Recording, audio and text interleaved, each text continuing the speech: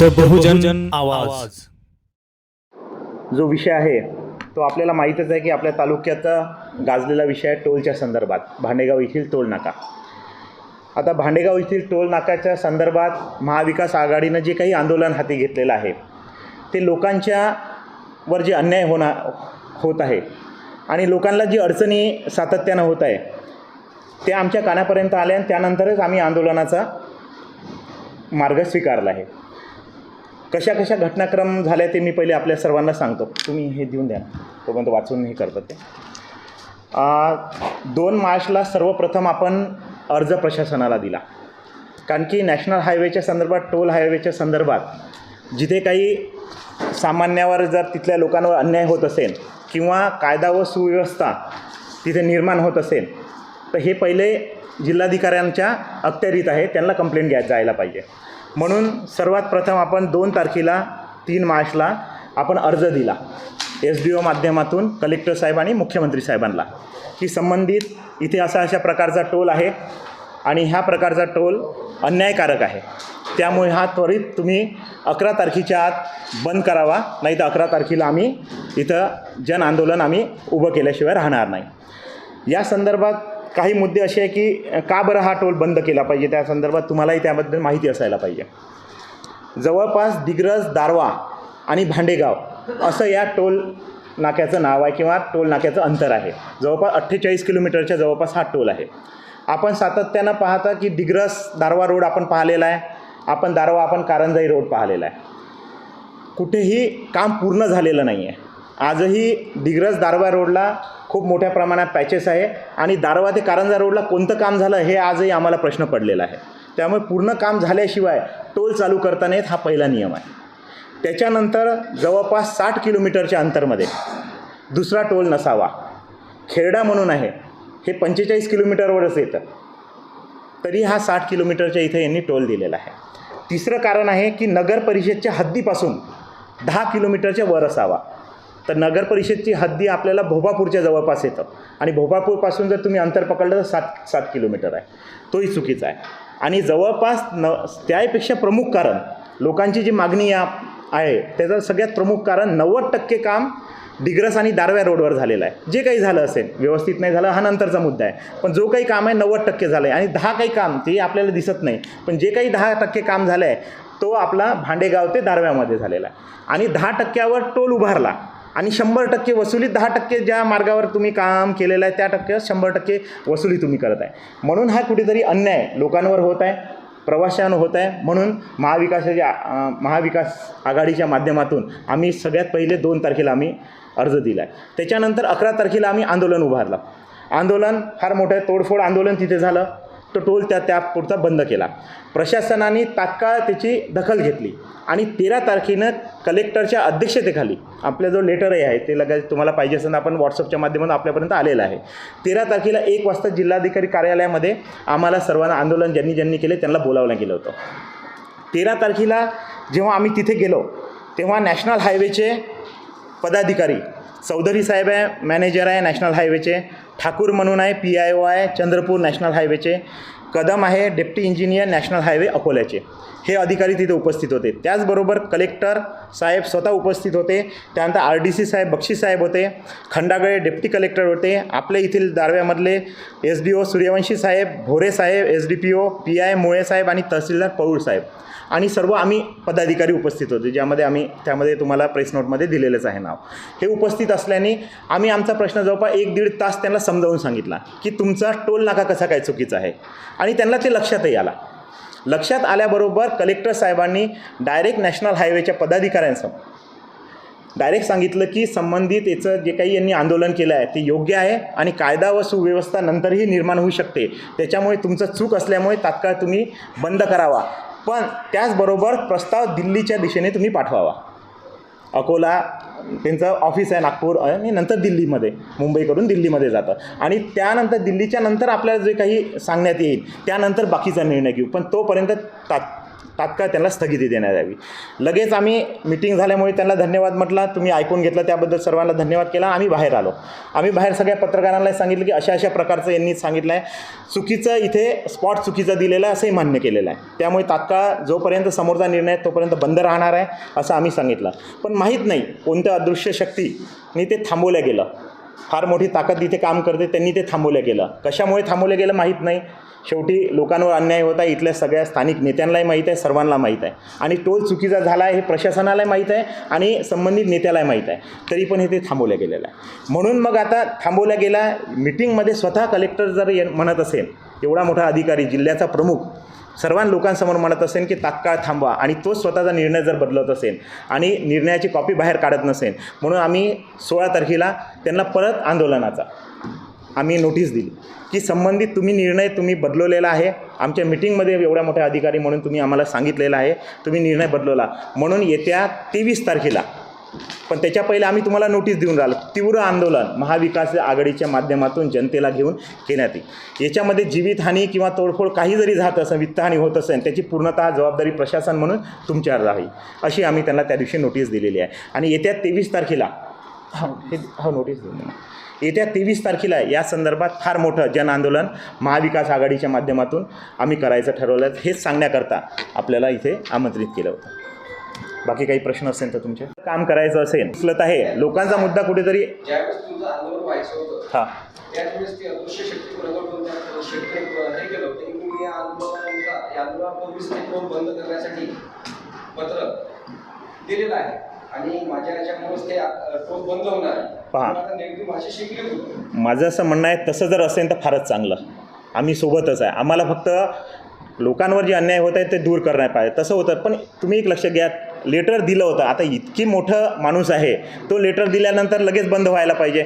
आम्ही सर्व केल्यानंतर कलेक्टर जर म्हणत त्यांच्या आदेशाने की आम्ही आत्तापासून बंद, म्हणजे आता आम्ही मोठे का ते मोठे काही कळायला मार्ग नाही आहे. मग लेटर दिलं की नाही याच्यातून थोडं शाश्वत येते. आणि माझ्यापर्यंत असं कोणतं लेटर आले नाही आहे. हां, त्या आंदोलनाचा फलित असायला पाहिजे, कारण त्या तोडफोड होईल त्याला प्रशासनाला आपण जबाबदारी देत आहे. बरोबर. यामध्ये काही कार्यकर्त्यांचे आपले सामाजिक जे चळवळीमधले लोक आहेत त्या आंदोलनामध्ये सहभागी होतील, त्यांना कुठे नुकसान होऊ शकते. त्या आंदोलनाचं फक्त आपण कलेक्टरसोबत बैठक घेतल्यानंतर त्या कलेक्टर म्हणजे प्रशासकीय मुख्य माणूस जर आपल्या शब्दावर कायम राहत असेल अदृश्य शक्तीच्या भविष्यावर, मग आपण पुन्हा 23 तारखेला आंदोलन करून त्याचा फलित जर समोर येत नसाल याहीपेक्षा मोठा निर्णय आपण घेतला पाहिजे आपल्या महाविकास आघाडीत. आपल्याला असं वाटत नाही? नाही, कसं आहे, विरोधक म्हणून किंवा महाविकास आघाडी जो जे पर्याय आहे लोकांसाठी प्रश्न मांडण्याचे, ते पर्याय आंदोलन, संबंधित अधिकाऱ्यांच्या मिटिंग्स घेऊन केलं, त्यांना विनंती करून हे सर्व केलं. त्याच्यामुळे आंदोलनाशिवाय आमचा जो पर्याय नाही सोडला. आणि प्रश्नच नाही. आताही आपण 23 तारखेला आहे.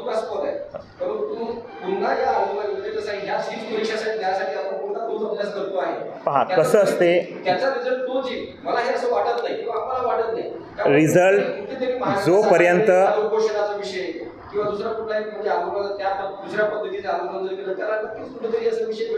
जोपर्यंत आम्ही महाविकास आघाडीने ठरवलेला आहे, जोपर्यंत न्याय मिळणार नाही तोपर्यंत आंदोलन आम्ही करत राहू. गुन्हे दाखल झाले तरी चालेल, कारण शेवटी लोकांसाठीच लढायचं आहे तर गुन्ह्याला कशाला घाबरायचं. त्याच्यामुळे जितक्या वेळेस 23 तारखेला नाही झालं की याच्यानंतर परत करू. जोपर्यंत तो टोल पूर्णपणे बंद होत नाही तोपर्यंत सातत्यानं आंदोलनं करण्याची भूमिका महाविकास आघाडीनं घेतलेली आहे. पुन्हा 23 तारखेला आपण आंदोलनच करून राहिलो. हो हो, पूर्ण त्याचा तिढा सुटल्याशिवाय आपण तिथून उठायचं नाही. कलेक्टरच्या बैठकीमध्ये तो आपण उपस्थित केला की 700 कोटीचा जो प्रोजेक्ट होता त्यामध्ये दिग्रस्ते गावा हा कॉन्क्रिटीकरण झालेला आहे आणि समोर कॉन्क्रिटीकरण होतं सांगली रेल्वेपर्यंत. ते कॉन्क्रिटीकरण डांबरीकरण नाही, त्यांनी आपल्याला ते उपस्थित केला होता. कारण की रोड आम्हाला कुठे, आम्ही त्यांना पूर्ण क्लिपही दाखवल्या की कुठे कुठे रोड अपूर्ण झालेला आहे. या साईडचे सगळे आम्ही क्लिप दाखवले. त्यांना ते विचारलं होतं आम्ही की तुमचा रोड पूर्ण झाला वाटत नाही. नियमात असं दिलेलं आहे की जोपर्यंत तुमचं साईन बोर्ड लागत नाही तोपर्यंत तुम्ही टोल चालू करू शकत नाही. तुमचा साईन बोर्ड सोडा, तुम्ही खाली पट्टे मारलेले नाही आहे तरी तुम्ही टोल चालू. त्यांनी उत्तर आम्हाला हेच दिलं की टोल पूर्ण झालेला आहे, याचं पूर्णतः सर्टिफिकेट आम्हाला दिलेलं आहे की काम कम्प्लिशन सर्टिफिकेट आम्हाला दिलं आहे, त्याच्यानंतरच टोल आम्ही ठरवलेला आहे. मग असं उत्तर तिथं कलेक्टरसमोर आम्हाला मिळालं. पण कलेक्टर साहेबाला म्हटलं आम्ही जे व्हिडिओ शूटिंग करून आणलं आहे यामध्ये तुम्हीच पहा. तर कलेक्टर साहेबाच्या ते लक्षात आलं ना, सगळ्या प्रकारे टोल चुकीचा दिलेला आहे. तुम्ही पेपरमध्ये जरी पाहिलं असेल हेडलाईन असते की चुकीचंच ठिकाण त्यांनी निवडलेलं आहे, त्यामुळे तो विषय नाही आहे.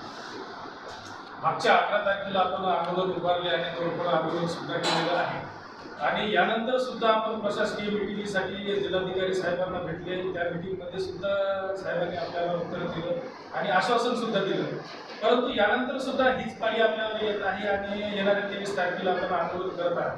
तर या आंदोलनाचं नेमकं स्वरूप कसं राहणार आहे आणि या आंदोलनामध्ये आपल्यासोबत इतर मित्र पक्ष, घटक पक्ष आणि इतर संघटना कोण सहभागी राहणार आहे? नाही, या आंदोलनामध्ये तर संपूर्णपणे महाविकास आघाडीतील घटक पक्ष आणि इतर पक्ष सर्व काही सामील राहतील, त्याबद्दल काही दुमत नाही. कारण 11 तारखेला जे सर्व होते तेच 23 तारखेला येणार, 23 तारखेला राहणार आहे. आंदोलन जोपर्यंत लोकांना न्याय मिळत नाही तोपर्यंत सातत्यानं हे आंदोलन आम्ही चालू ठेवणार आहे. आंदोलनाची काही 23 तारीख आहे म्हणजे ही अंतिम तारीख नाही आमची. जोपर्यंत टोल बंद होत नाही, लोकांना न्याय मिळत नाही, ही ती अंतिम तारीख आमची. आजही आम्ही शासनाला किंवा प्रशासनाला जे काही 16 तारखेला नोटीस दिली आहे त्या संदर्भातच दिली आहे. आम्ही आंदोलनाची जरी तारीख ठरवली असेल पण या पहिले जर निर्णय निघत असेल तर आम्ही आंदोलन मागे घेऊ ना. पण जोपर्यंत न्याय मिळत नाही तोपर्यंत सातत्यानं आंदोलन करत राहू. आता येणाऱ्या 23 तारखेचा हा जो लढा आहे आपला रस्त्यावरील लढा आहे आंदोलनाचा, त्याचबरोबर आपण जो लिगली लढा लढत आहात की आपण दिल्लीला पत्र पाठवणार आहे अकोला या माध्यमातून, तर त्याविषयीची काय प्रगती आहे? त्याविषयीची जेव्हा आम्ही 16 तारखेला निवेदन द्यायला गेलो होतो कलेक्टर साहेबांना तेही सांगितलं होतं की तुम्ही त्यात दुसरा एक आदेश केला होता की तुम्ही दिल्लीपर्यंत जे पत्रव्यवहार करायला सांगितलं होतं त्या संदर्भातलं काय झालेलं आहे आम्हालाही म्हणजे त्या याचे मिटिंगचं आम्ही होतो त्यामुळे आम्हाला दिला पाहिजे, तर ते येऊन जाईन. याच्यापुढं आमच्यासोबत कलेक्टर बोलले नाही आणि बोलतानाही पद्धत ही होती कलेक्टर साहेबांची की कुठेच बसवलं, कोणत्या यांना नाही, उभं राहूनच आमच्याशी बोलले त्यांच्या कॅबिनला आणि असं होतं की लवकर बाहेर निघा. हीच भूमिका त्यावेळेस कलेक्टर साहेबांची त्यांच्या चेहऱ्यावरून दिसली. ज्यावेळेस आम्ही 11 तारखेची मिटिंग झाली होती, ज्या यांनी ऐकून घेतलं, त्यांनी ज्या अर्थी निर्णय दिला त्याच्या व्यतिरिक्त स्वभाव आम्हाला 16 तारखेला जाणवला त्यांचा. त्यामुळे कुठेतरी मोठं काम होतं, कुठेतरी मोठी शक्ती त्यांच्या मागे आहे असंच आम्हाला सातत्यानं जाणवून राहिलेलं आहे की तो प्रशासनासमोर मांडला गेला पाहिजे. मग आंदोलनाच्या स्वरूपात असेल, जनतेला घेऊन असेल, काय असेल त्याचे प्रकार आहेत, तसं आम्ही मांडण्याचा सातत्यानं प्रयत्न करतो. एवढेही आंदोलनं होऊन सातत्यानं जर आम्हाला आंदोलनाचाच भूमिका घ्यावं लागेल असेल तर तोही मार्ग आम्ही स्वीकारू. पण सध्या जे मार्ग आहे ते आम्हाला माहिती आहे की 100% आम्ही बरोबर आहे, 1% त्यांचं बरोबर नाही की ठीक आहे बा थोडंसं काही लाखाचं काम राहिलं, काही पूल राहिले तर मान्य करू. इथं झिरोच आहे ना. तुम्ही आज रोज तिथे फिरतात, तुम्ही काम सांगा तिथं कोणतं झालं आणि 100% वसुली तुम्ही 10% जिथं काम झालं तिथे करताना 90%वाल्यांना तुम्ही सोडून दिलं, असं कसं होणार आहे? आंदोलनाचा मार्ग मला आपण असं म्हणतो शेवटचा, पण कायद्याने आपण या संदर्भात जर पाठपुरावा केला पुरेशा तर ह्या प्रश्न कायद्याचं पुढेच आपण नाही, एक लक्षात घ्या की आपण जेव्हा लोकप्रतिनिधी असतो किंवा तिथलं स्थानिकचं आपण जे काही लोकांच्या समस्या आपण उचलत असतो, सगळ्यात पहिलं आपलं काम असतं की प्रशासनाला ते लक्षात आणून देणं. आम्ही ते 2 तारखेला लक्षात आणून दिलं की संबंधित अशा चुका झालेल्या आहेत, त्याच्यामुळे आम्ही महाविकास आघाडीच्या माध्यमातून त्याला अर्ज दिलेला आहे. तात्काळ त्यांना दिलं, त्याच्यानंतरही त्यांनी काही कारवाई केली नाही. त्यांचे अधिकारी येऊन गेले संबंधित. तुम्ही जर तुमच्या जे काही माहिती असते अधिकाऱ्यांना जर तुम्ही विचारलं, SDO PIला सगळ्यांना विचारलं तर त्यांचे अधिकारी आंदोलनाच्या आदल्या दिवशी येऊन गेले होते. त्यांनी ते काही गोष्टी मान्य केलेल्या होत्या. पण शेवटी आम्हाला आंदोलन घ्यावं लागलं. शेवटी लोकप्रतिनिधी किंवा प्रशासन म्हणून जेव्हा आपलं शासन नसतं, जेव्हा आपण विरोधक म्हणून असतो, तर आपल्या लोकांसाठी लढण्याकरता सगळ्यात सोपा आणि सरळ मार्ग हाच आहे. एक तर तुम्ही पहिले अर्ज द्या ज्याच्यामध्ये शासन तुम्हाला समजून घे तुमची भूमिका, नाहीच ऐकत तर आंदोलन करा. यापेक्षा मला वाटते दुसरा पर्याय नाही आहे. आपल्यासोबत मित्र पक्षामधील उद्धव बाळासाहेब ठाकरे पक्षातील उपजिल्हा प्रमुख अजय गाडगे उपस्थित आहेत. मला त्यांना प्रश्न विचारायचा आहे. आपल्याजवळ बरीचशी मोठी फाईल दिसत आहे, कागद दिसत आहे आणि त्या संदर्भात आपण बोलण्यासाठी उत्सुक दिसत आहात. तर या कागदामध्ये काय करलेलं आहे नेमकं ते सांगा आणि कशा प्रकारचे पुरावे आपण सोबत आणलेले आहे आणि या आधी 2 वर्षापासून आपण या संबंधात तक्रारी किंवा अर्ज देत आहात आणि त्या संदर्भात सुद्धा आपण पूर्णतः त्यामागे लागलेला आहे. हा मुद्दा आपण विसरून धरलेला आहे. तर नेमके आता आपल्यासोबत कोणते कागद आहेत आणि त्या आधारे काय पुरावे आपल्याजवळ उपस्थित आहेत त्याविषयी. भांडेगाव येथील हा टोल नाका जो आहे तो बेकायदेशीर आहे असं मीच नाही, महाविकास आघाडीच नाही, तर शासनाच्या, प्रशासनाच्या आणि या तालुक्यातील, जिल्ह्यातील सर्वसामान्य जनतेच्यासुद्धा लक्षात आलेलं आहे. कारण जेव्हा आज या टोलसाठी आम्ही टोल न लागावा यासाठी आंदोलन करत आहे, परंतु टोल तिथं उभाच राहू नये याच्यासाठी शिवसेना उद्धव बाळासाहेब ठाकरे पक्षाच्या वतीने 2/5/2024 रोजी उपविभागीय अधिकारी दारवा आणि संबंधित सगळ्या विभागांना मी पत्र दिलं आणि मी वैयक्तिक नाही तर माझ्यासोबत सगळे पदाधिकारी होते आणि आपल्या वृत्तपत्रामध्ये सगळ्या देशोन्नती असेल, जिल्ह्यातील, तालुक्यातील अनेक पत्रकारांनी हे बातम्यासुद्धा छापलेल्या आहे की हा टोल इथे उभं राहू नये. आणि त्या दिवशी आम्ही टोलवर गेलो, तिथं आम्ही तिथले जे सामुग्री होती त्याची टोल उभारण्याची ते सुद्धा बाजूला हटवली. त्यांना तात्पुरतं आमचं समाधान केलं, परंतु मुजोर प्रशासनानं, शासनानं टोल तिथं आणखीन चालू केला आणि टोलचं तेथे त्या दिवशी आंदोलन झालं. महाविकास आघाडीच्या आमच्या सगळ्यावर तेथे गुन्हे दाखल झाले. पोलीस स्टेशनमार्फत आम्हाला नोटीससुद्धा आलेली आहे. आम्ही आता जमान्यात घेऊ, कोर्टात जाऊ, काय आहे ते प्रक्रिया चालत राहील. परंतु त्यानंतर सन्माननीय जिल्हाधिकारी साहेबांनीसुद्धा आम्हाला निमंत्रित केलं होतं. त्या दिवशीसुद्धा आम्ही त्यांना हे सगळे 2 वर्षापासून जे आम्ही लढाई लढतो आहे ते आम्ही पाठपुराव्यासह त्यांना तिथे सगळं सादर केलेलं आहे आणि त्याकडे गंभीरतेने शासनाने, प्रशासनाने लक्ष दिलेलं नाही. आमची आपल्या माध्यमातून येथील सन्माननीय पालकमंत्री साहेब असतील संजयभाऊ राठोड साहेब, खासदार असतील संजयभाऊ देशमुख साहेब, ते इथले लोकप्रतिनिधी आहेत आणि जनतेच्या ज्या समस्या या मतदारसंघात, जिल्ह्यात, तालुक्यात, रस्त्यावर असतील याकडे लक्ष देणं हे त्यांचंसुद्धा काम आहे. त्यासाठी आपल्या माध्यमातून आम्ही त्यांनासुद्धा विनंती करतो की त्यांनी याकडे लक्ष देऊन हा टोल त्वरित बंद करावा आणि त्यानंतर या मागणीची दखल जर आमच्या शासन, प्रशासन, लोकप्रतिनिधी घेत नसतील तर महाविकास आघाडीच्या माध्यमातून आम्ही तेथे 23 तारखेला परत आंदोलन करणार आहोत. आता आमच्यावर गुन्हे दाखल झाले, याच्यापुढे गुन्हे दाखल झाले तरी चालतील, लाठीचार्ज झाला तरी चालतील आणि कोणतेही त्याचे परिणाम आम्हाला भोगावे लागले तरी चालतील. या तालुक्यातील सामान्य जनतेला घेऊन आम्ही रस्त्यावर उतरणार आहोत. हे नुसतं पक्षाचं, महाविकास आघाडीचं आंदोलन नाही, तर या तालुक्यातील तमाम सामान्य जनतेचं हे आंदोलन झालेलं आहे आणि सामान्य जनतेच्या न्याय हक्कासाठी आम्ही कोणत्याही केसेस, कोणतेही परिणाम भोगण्यास तयार आहोत. प्रशासनाने याची दखल घ्यावी, अन्यथा आम्ही जे आमची भूमिका आहे ते मांडणारच आहे. 23ला रस्त्यावर दिसणार आहे. आंदोलन आहे, श्रेयवादाची लढाई नाही. श्रेय कोणीही घेतलं कोणी चालते. टोल बंदचं फक्त टोल बंद होणं महत्त्वाचं आहे. प्रश्नच नाही. सत्ताधारी पक्षातले लोक असतील नसतील, आणि एक विरोधक म्हणून, सत्तेमध्ये आम्ही नाही आहे, एक विरोधक म्हणून महाविकास आघाडी हे आमचं काम आहे.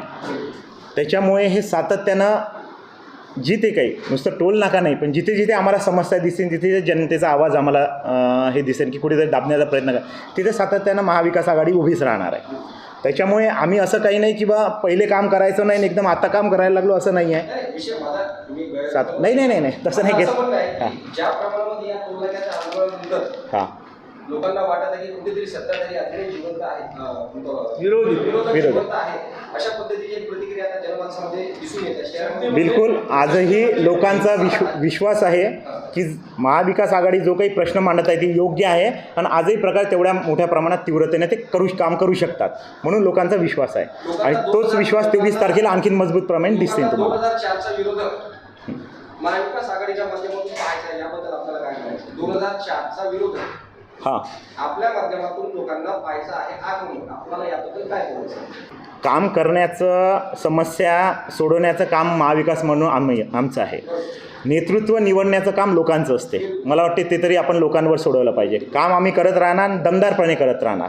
इथे काही कोणाचं घाबरण्याचा विषय नाही आहे. त्यामुळे ते लोकांना दिसत राहील. तेच कंटिन्यू करतो मी की जनतेमध्ये 11 तारखेच्या आंदोलनामध्ये महाविकास आघाडीची विश्वासार्हता वाढलेली आहे, हे आपल्याला प्रत्यक्ष दिसून येत आहे. तेच गजानन भोंगळे आपल्याला नाही, बरोबर आहे ना, प्रश्नच नाही. जेव्हा प्रश्न मांडू तेव्हा लोक राहणारच सोबत आणि योग्य प्रश्न आहे. विरोधक जनतेमध्ये वाटत होता खंबीर, तो विरोधक आपल्या रूपाने जनतेमध्ये येत आहे याची प्रचिती आपल्याला येत आहे. प्रचिती येण्यापेक्षा मला एकच जसं घागरफोड आंदोलन झालं होतं तसं तोडा आंदोलन या टाईपला झालंय. ते कंटिन्यू आणि तीच आक्रमकता जर आपल्या तोडला जर आली दिसली लोकांना तर त्या दृष्टिकोनातून लोक आता सध्या आपल्याकडे 2004 नाही, आक्रमकता तुम्हाला महाविकास आघाडीची सातत्यानं दिसणारच आहे. गजानन भाऊ, त्याबद्दल तुम्ही 23 तारखेला पहा, म्हणजे जे तुम्ही आता बोललेत ना की 2004चा विषय तुम्ही केला, आम्हालाही असं वाटतं की ते दिवस आमच्यापर्यंत आले पाहिजेत. एका घागर आंदोलनानं चित्र बदललं तसंच चित्र आता दुसरं टोलनाका आंदोलन बदललेलं आहे वातावरण ते कंटिन्यू राहील. समस्या जोपर्यंत आहे तोपर्यंत भूमिका आमची अशीच राहणार आहे, त्याबद्दल वाद नाही.